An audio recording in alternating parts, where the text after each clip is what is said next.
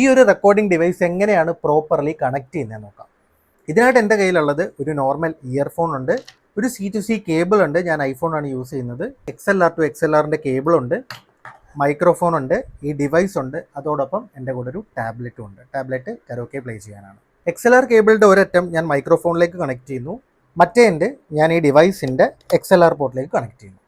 Earphone പോർട്ടിലേക്ക് earphone connect ചെയ്യുന്നു. എൻ്റെ ഫോണിലേക്ക് കണക്ട് ചെയ്യാനുള്ള C2C കേബിൾ ഞാൻ OTG PC ലൈവ് എന്ന് പറയുന്ന പോർട്ടിലേക്ക് കണക്ട് ചെയ്യുന്നു. ഇതിനുശേഷം ഞാൻ ഡിവൈസ് ഓൺ ചെയ്യുന്നു. ടാബ്ലറ്റ് ആയിട്ട് കണക്ട് ചെയ്യാൻ ഞാൻ ബ്ലൂടൂത്ത് ഓപ്ഷൻ പെയർ ചെയ്യുന്നു. മൈക്രോഫോണിന് പവർ കൊടുക്കാനായിട്ട് ഞാൻ ഈ 48 വോൾട്ടിൻ്റെ ഫാൻറ്റം പവർ ഓൺ ചെയ്യുന്നു. റെക്കോർഡിംഗ് സ്റ്റുഡിയോ ഓപ്ഷൻ എനേബിൾ ചെയ്യുന്നു. മൈക്രോഫോണിൻ്റെ വോളിയം അഡ്ജസ്റ്റ് ചെയ്യുന്നു, മാസ്റ്റർ വോളിയം അഡ്ജസ്റ്റ് ചെയ്യുന്നു, അക്കമ്പനി വോളിയം അഡ്ജസ്റ്റ് ചെയ്യുന്നു, റിവർബ് ചെറിയ ലെവൽ അഡ്ജസ്റ്റ് ചെയ്യുന്നു. അഴലിൻ്റെ ആഴങ്ങളിൽ അവൾ മാഞ്ഞു പോയി, നോവിൻ്റെ തീരങ്ങളിൽ ഞാൻ മാത്രമായി.